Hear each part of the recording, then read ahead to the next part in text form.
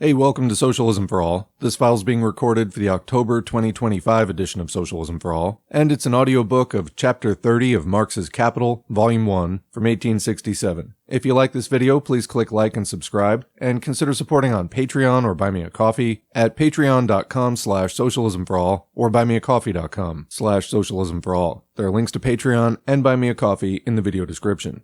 So, in the last chapter, we read about the genesis of the capitalist farmer, and in the next chapter, chapter 31, we're going to read about the genesis of the industrial capitalist. This chapter, chapter 30, is titled The Reaction of the Agricultural Revolution on Industry, Creation of the Home Market for Industrial Capital, and it's kind of a bridge between those two chapters, describing how the rise of the capitalist farmer paved the way for the rise of industrial capitalism. Again, this is a pretty short chapter, so let's just jump in.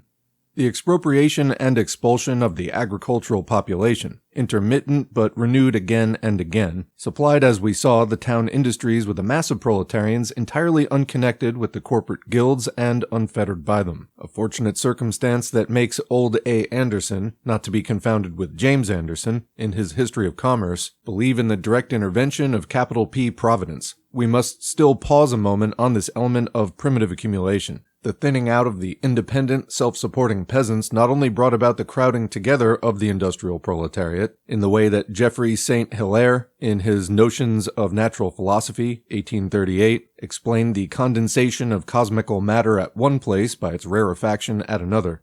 In spite of the smaller number of its cultivators, the soil brought forth as much or more produce, after as before, because the revolution in the conditions of landed property was accompanied by improved methods of culture, greater cooperation, concentration of the means of production, etc., and because not only were the agricultural wage laborers put on the strain more intensely, a point that Sir James Stewart emphasizes, but the field of production on which they worked for themselves became more and more contracted. With the setting free of a part of the agricultural population, therefore, their former means of nourishment were also set free. They were now transformed into material elements of variable capital. The peasant, expropriated and cast adrift, must buy their value in the form of wages from their new master, the industrial capitalist.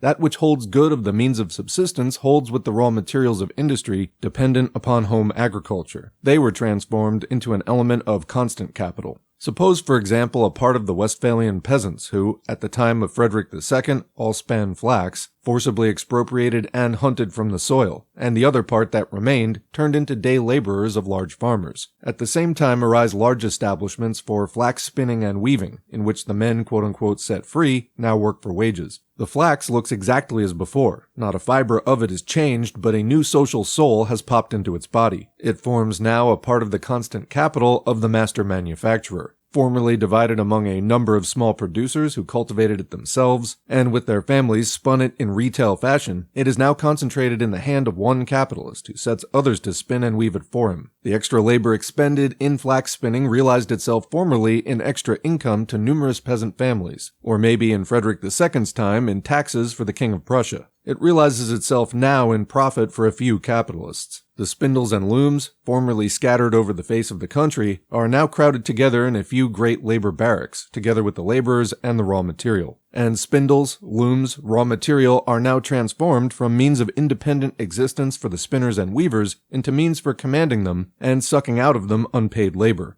Footnote, quote, I will allow you, says the capitalist, to have the honor of serving me on condition that, in return for the pains I take in commanding you, you give me the little that remains to you. That's quoting J.J. Rousseau's Discourse on Political Economy. Back to the main text. One does not perceive, when looking at the large manufactories and the large farms, that they've originated from the throwing into one of many small centers of production and have been built up by the expropriation of many small independent producers. Nevertheless, the popular intuition was not at fault. In the time of Mirabeau, the lion of the Revolution, the great manufactories were still called reunited manufactures, workshops thrown into one, as we speak of fields thrown into one. Says Mirabeau, quote, we are only paying attention to the grand manufactories, in which hundreds of men work under a director, and which are commonly called manufactures réunies. Those where a very large number of laborers work, each separately and on his own account, are hardly considered.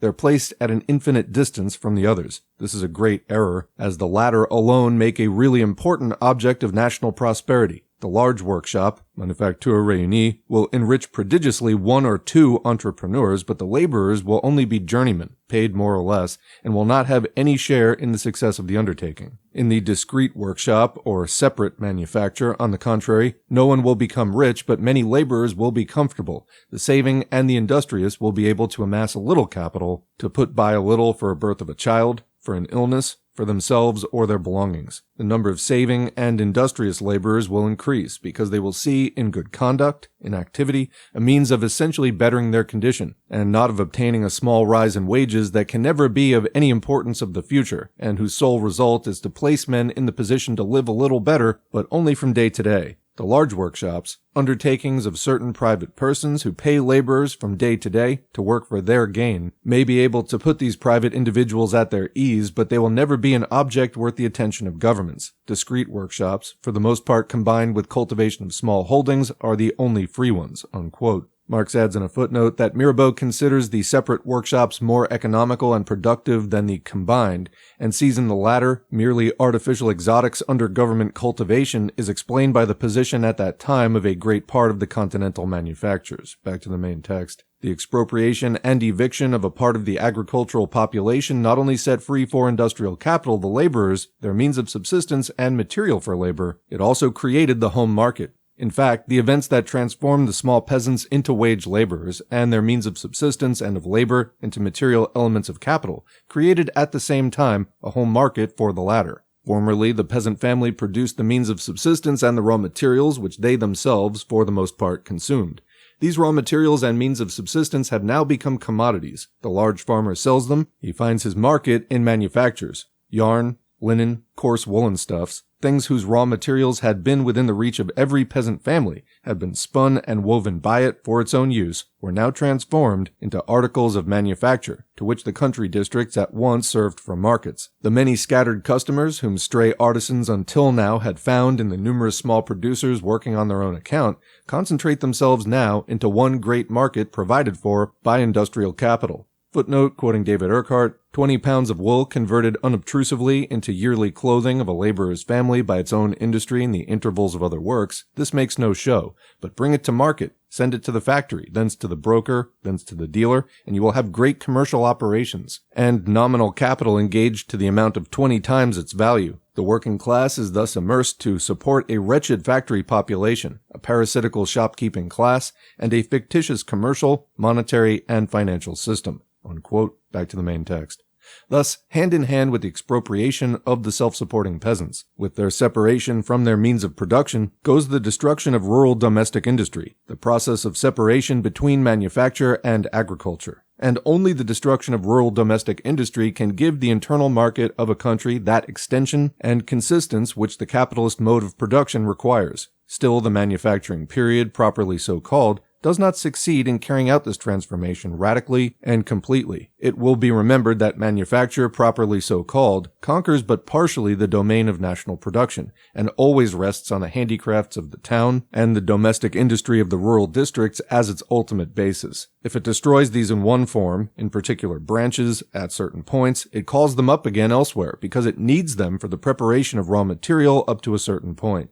It produces, therefore, a new class of small villagers who, while following the cultivation of the soil as an accessory calling, find their chief occupation in industrial labor, the products of which they sell to the manufacturers directly, or through the medium of merchants. This is one, though not the chief cause of a phenomenon which at first puzzles the student of English history. Footnote, Cromwell's time forms an exception. So long as the Republic lasted, the mass of the English people of all grades rose from the degradation into which they had sunk under the Tudors. Back to the main text. From the last third of the 15th century, he finds continually complaints, only interrupted at certain intervals, about the encroachment of capitalist farming in the country districts, and the progressive destruction of the peasantry. On the other hand, he always finds this peasantry turning up again, although in diminished number, and always under worse conditions. The chief reason is, England is at one time chiefly a cultivator of corn, at another chiefly a breeder of cattle, in alternate periods, and with these the extent of peasant cultivation fluctuates. Modern industry alone, and finally supplies, in machinery, the lasting basis of capitalistic agriculture. expropriates radically the enormous majority of the agricultural population, and completes the separation between agriculture and rural domestic industry, whose roots, spinning and weaving, it tears up.